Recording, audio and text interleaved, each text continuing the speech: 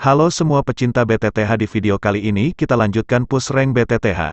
Nah sebelum itu jangan lupa tekan subscribe, like dan komen ya. Yang dimana di episode sebelumnya Sioyan pun dia sangat terkejut ketika mengetahui bahwa racun yang berada di dalam tubuh dokter peri kecil akan meledak. Namun ketika Sioyan sedang kebingungan bagaimana untuk menolong dokter peri kecil, Tianhuo mengatakan bahwa dia memiliki metode untuk penyegelan. Walaupun penyegelan ini hanya mampu bertahan selama 3 tahun. Sioyan yang mendengar itu tentu saja dia pun sangat senang, setidaknya ada waktu 3 tahun untuk mencari bahan obat terakhir untuk membuat pil pengendali racun. Setelah mengetahui semua caranya dari Tianhuo, Sioyan langsung mengatakan kepada dokter peri kecil bahwa dia memiliki metode untuk penyegelan. Dokter peri kecil pun dia sangat bahagia.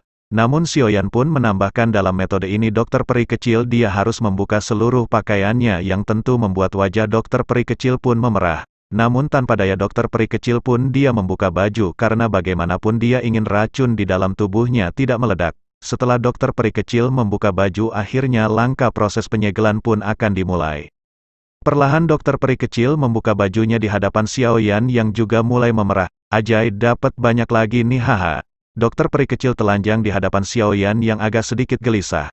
Setelah itu Sioyan pun meminta dokter peri kecil untuk berbaring dan dokter peri kecil pun menurutinya. Pemikiran liar memenuhi kepala Sioyan yang masih normal sebagai seorang lelaki. Anjay jadi ngeri. Lekuk tubuh indah di hadapannya membuat ia benar-benar berusaha keras menekan lonjakan birahinya.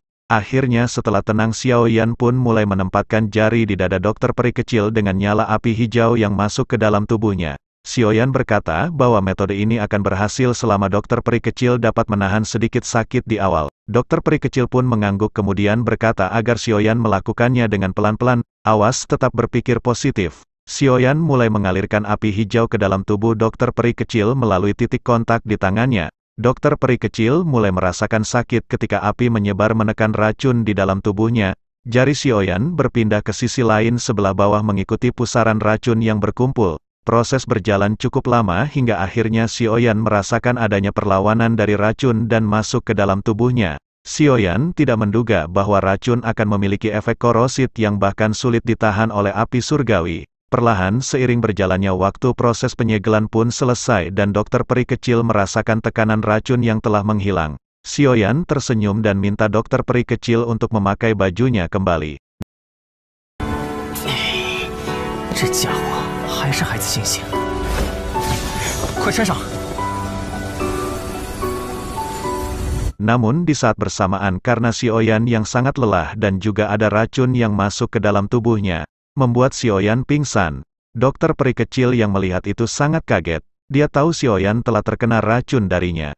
Dokter peri kecil dia langsung akan mencoba menghilangkan racun yang ada dalam tubuh Sioyan.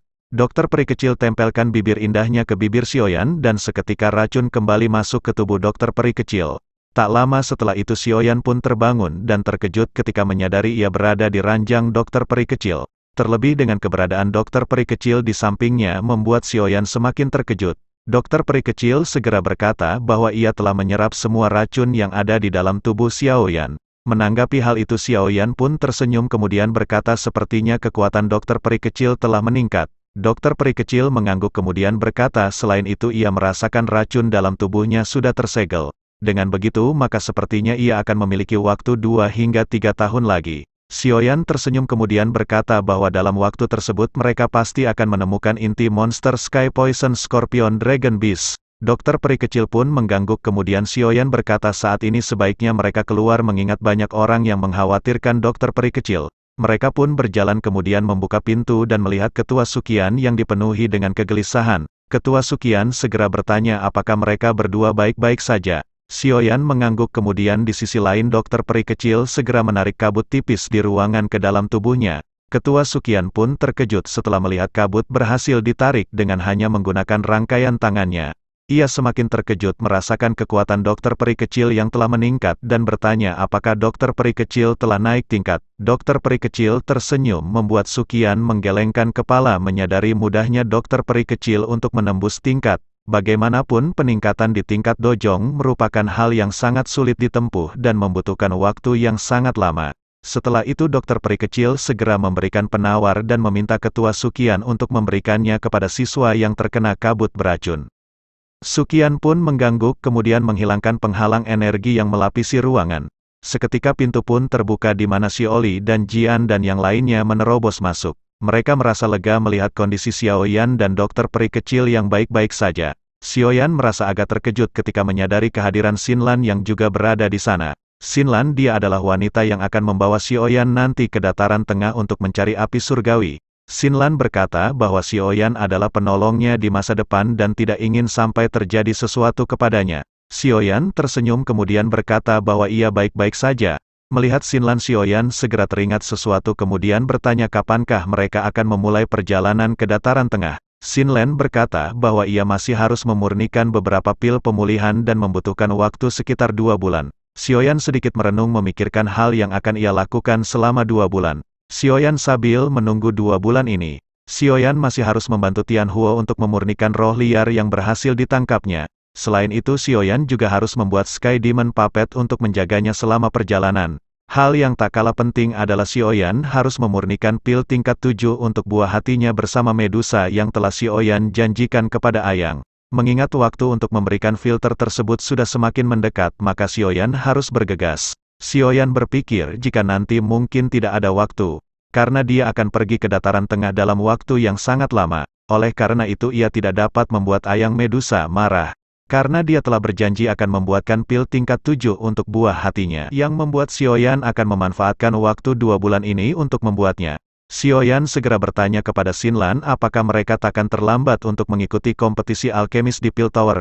Xinlan segera menjawab bahwa masih ada waktu 2 tahun untuk mengikuti kompetisi tersebut. Kompetisi Grand Meeting Pil Tower juga merupakan hal yang paling penting bagi Xiaoyan. Mengingat jika berhasil masuk ke 10 besar maka Xiaoyan akan memiliki kesempatan untuk mengambil 3000 Burning Flame, api surgawi tingkat 9. Xiaoyan tidak ingin melewatkan semua hal yang penting dan harus mempersiapkan semuanya dengan sangat baik. Terlebih akan ada banyak alkemis dengan kejeniusan yang luar biasa di sana, maka Xiao yang harus benar-benar bersiap. Xiaoyan pun menarik nafas kemudian berkata kepada Xinlan bahwa mereka akan bertemu kembali setelah 2 bulan dari sekarang. Xinlan tersenyum kemudian akhirnya bergegas pergi meninggalkan mereka. Singkat cerita 2 hari kemudian Xiaoyan kembali turun ke bawah menara pelatihan untuk membantu Tianhuo memurnikan roh liar. Tak lama Tianhuo pun keluar kemudian berkata bahwa saat ini kekuatannya masih sangat lemah. Oleh karena itu Tianhuo akan meminjam bantuan Xiaoyan untuk memurnikan roh liar tersebut. Xiaoyan pun segera berkata bahwa ia akan melakukan semuanya dengan sebaik mungkin. Tianhuo dia tersenyum kemudian berkata saat ini ia akan meminjam polem Heart Flame miliknya Xiaoyan. Xiaoyan menjentikan jarinya ke arah Tianhuo. Melihat tindakan Xiaoyan yang tanpa ragu memberikan polem Heart Flame membuat Tianhuo merasa senang. Ia segera berkata bahwa karakter Xiaoyan sangat cocok dengan apa yang ia inginkan. Tampaknya kepercayaan Tianhuo terhadap Xiaoyan saat ini mulai bertambah seiring dengan berjalannya waktu. Menanggapi hal itu Xiaoyan hanya tersenyum sebelum akhirnya Tianhuo bersiap dengan cincin penyimpanannya. Tidak lama Tianhuo mengeluarkan energi liar yang berbentuk kabut hitam berdarah. Kabut ganas tidak menyerang mereka melainkan berusaha melarikan diri ke arah pintu keluar dari magma. Tianhuo segera membentuk api tak terlihat menjadi jaring yang menutupi lubang pintu keluar. Kabut tak berdaya dan segera menghentikan lajunya menghindar dari jaring yang menutupi pintu. Tak berhenti di situ Tianhuo segera melesatkan jaring ke arah kabut dan merubah bentuk dari api menjadi serigala. Terkaman serigala membuat kabut tidak mampu bergerak dan melarikan diri. Tianhuo membungkus kabut dengan nyala api tak terlihat membuat kabut mengerang kesakitan. Namun energi liar berusaha melawan membuat Tianhuo agak bergetar. Tianhuo pun segera meminta Xiaoyan untuk mengalirkan doki kepada api tak terlihat. Mengingat kekuatan Tianhuo yang sudah melemah. Tanpa basa-basi Xiaoyan segera mengalirkan doki dengan jumlah yang besar membuat kabut kembali ditekan. Setelah agak lama kabut pun kembali mengecil sebelum akhirnya berubah menjadi gas yang tidak memiliki kecerdasan. Tianhuo melepas nafas lega kemudian membentuk api tak terlihat menjadi sebuah kuali. Saat ini Xiaoyan merasa takjub dengan keahlian Tianhuo mengendalikan api dengan kekuatan yang sangat kecil. Xiaoyan berpikir bahwa Tianhuo memang layak menjadi seorang dojun yang sangat kuat di Jawa. Setelah itu Tianhuo dia mulai memurnikan kabut dengan kuali yang terbentuk dari api tak terlihat. Tianhuo meminta Xiaoyan untuk terus mengalirkan doki ke dalam api. Xiaoyan berkata baiklah yang membuat Tianhuo merasa semakin senang. Proses pemurnian tanpa terasa sudah berjalan selama 2 hari hingga akhirnya, Tian Huo dan Xiaoyan sama-sama membuka matanya. Tian Huo seketika merasa sangat senang setelah pemurnian berhasil dengan sempurna. Dia segera menarik api tak terlihat dan melesatkannya ke arah Xiaoyan. Tian Huo, dia berhasil memurnikan kabut hitam dari protektor Xuan. Ia berkata bahwa Xiaoyan telah benar-benar membantunya kali ini. Oleh karena itu Tian Huo benar-benar memiliki hutang budi dan roko magnum kepada Xiaoyan. Menanggapi hal itu Xiaoyan tersenyum kemudian segera berbicara. Xiaoyan berkata bahwa saat ini sebaiknya Tian Huo untuk istirahat karena proses penyerapan akan memerlukan waktu agar benar-benar sempurna. Tian Huo berkata baiklah, segera masuk ke dalam cincin putih milik Xiaoyan. Xiaoyan menghela nafas lega karena satu permasalahan telah ia selesaikan. Selanjutnya Xiaoyan harus membuat boneka iblis langit dengan sisa waktu yang ia miliki dan bahan yang tersedia. Setelah waktu, Xiaoyan mengeluarkan gulungan Sky Demon Puppet, gulungan boneka iblis, dan mempelajarinya. Setelah selesai Xiaoyan pun memasukkan gulungan dan mengeluarkan giok yang berisi energi spiritual dari Han Feng. Dengan kekuatan spiritualnya Xiaoyan pun masuk ke dalam botol dan bertanya kepada Han Feng. Xiaoyan segera menanyakan mengenai keberadaan markas dari Hall of Soul kepadanya. Mendengar hal itu Han Feng meminta Xiaoyan untuk mengeluarkannya jika memang ia menginginkan informasi tersebut. Xiaoyan terdiam kemudian memasukkan api hijau ke dalam botol dan tak lama suara teriakan kesakitan pun segera terdengar. Han Feng berteriak kemudian berkata bahwa ia akan memberitahu Xiaoyan jika berhenti menyiksanya. Menanggapi hal itu Xiaoyan tanpa ekspresi kembali menutup botol dan melapisinya dengan api hijau. Saat ini tindakan Xiaoyan jelas ingin menyiksa Han Feng, kaisar obat gadungan yang mengkhianati gurunya sebelum menghancurkan tubuh spiritualnya. Xiaoyan kembali memasukkan botol dan berfokus pada membuat boneka iblis langit dengan sisa waktu yang ia miliki dan bahan yang tersedia. Dibutuhkan inti monster tingkat 7, kerangka seorang elit dojong, dan roh murni di tingkat yang tinggi. Selain itu membutuhkan beberapa logam khusus untuk membuat boneka iblis langit. Beruntung saat ini Xiaoyan telah memiliki semua bahan yang diperlukan termasuk dengan kerangka elit dojong. Akhirnya Xiaoyan duduk bersila kemudian mengeluarkan dua tubuh dari cincin penyimpanannya. Tubuh Yun San dan Old Gram Demon's Ghost yang telah dibekukan berada di hadapan Xiaoyan. Xiaoyan memikirkan tubuh manakah yang akan ia gunakan untuk membuat boneka iblis tersebut. Xiaoyan seperti merasakan sesuatu ketika menatap Yun San dan juga putih bergambar awan. Jelas sosok yang muncul di pikiran Xiaoyan adalah Yunisara. Maksudnya Yun Yun, yang memiliki bekas di hati Xiaoyan. Xiaoyan bagaimanapun memiliki perasaan kepada Yun Yun karena dia selalu membantunya. Xiaoyan berpikir bahwa tidak mungkin baginya menggunakan tubuh Yun San untuk terus berada di samping Xiaoyan. Terlebih jika Xiaoyan berada di dataran tengah dan bertemu dengan Yun Yun yang juga berada di sana, maka hal itu pasti akan melukai perasaannya.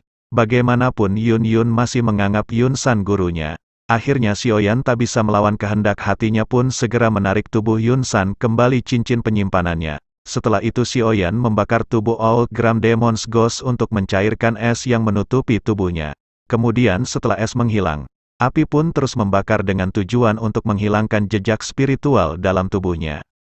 Xiaoyan menyesuaikan suhu pembakaran hingga tidak membuat tubuh menjadi hangus. Setelah itu Xiaoyan dengan api hijau yang membuat lubang seukuran jempol di dada dan kepala si mayat. Tak lama monster core segera dikeluarkan dan ditempatkan di dada si mayat sebelum akhirnya Xiaoyan mengeluarkan sebotol giok berisi roh protektor yang sebelumnya ditangkap. Roh pun dikeluarkan dari giok dan mencoba untuk melarikan diri. Namun hal itu percuma karena Xiaoyan langsung menangkap roh dengan api tak terlihat. Xiaoyan tersenyum dingin kemudian berkata bahwa ia akan membebaskan protektor dari kesakitan terpenjara di giok. Melihat hal itu ekspresi protektor pun seketika berubah menjadi ketakutan dengan segera api tak terlihat membakar protektor menjadikannya roh yang tidak memiliki kecerdasan. Setelah itu roh pun dimasukkan ke kepala si mayat, dan Xiaoyan segera mempersiapkan logam khusus dari cincin penyimpanannya. Xiaoyan membagi api menjadi dua yakni untuk membakar tubuh dengan suhu rendah dan membakar logam dengan suhu tinggi. Dengan kemampuannya saat ini sangat mudah bagi Xiaoyan untuk melakukan keduanya secara bersamaan. Proses berjalan cukup lama hingga akhirnya logam meleleh dan tubuh telah sempurna. Setelah itu Xiaoyan menggabungkan cairan logam ke dalam tubuh yang langsung menyerap. Setelah semua tahap telah dilalui tibalah di tahap terakhir untuk menyempurnakan boneka iblis langit. Nyala api terus membakar tubuh hingga menimbulkan cahaya kecoklatan. Xiaoyan agak kecewa setelah melihat hasil yang timbul dari hasil pembakaran. Xiaoyan mengira boneka yang ia buat hanya mampu berada di level terendah yakni perunggu. Tingkatan boneka dibagi menjadi 3 kategori yakni perunggu sebagai kategori manusia, silver kategori bumi dan emas kategori langit. Namun meskipun begitu Xiaoyan dapat merasakan kekuatan boneka ini sepertinya setara dengan seorang elit di tingkat bintang 6 dozong. Setelah agak lama hal tak terduga terjadi di mana cahaya perak perlahan muncul membuat Xiaoyan merasa senang. Cahaya terus melonjak hingga akhirnya benar-benar melapisi seluruh tubuh si boneka hingga proses pun selesai. Yang ternyata boneka iblis Xiaoyan berada di tingkat 2 silver yaitu bumi. Kemudian Xiaoyan segera meneteskan darahnya ke tubuh si boneka. Seketika mata hitam boneka berubah menjadi mata manusia normal dan mulai bergerak. Boneka segera berdiri kemudian berlutut di hadapan Xiaoyan, yang menandakan semuanya telah berhasil. Mengingat boneka ini bertingkat di kategori bumi, Xiaoyan pun menyebutnya dengan sebutan wayang iblis bumi. Yang akhir Xiaoyan berhasil membuat boneka iblis yang berada di dojong bintang 6. Untuk mengawal Xiaoyan ke dataran tengah.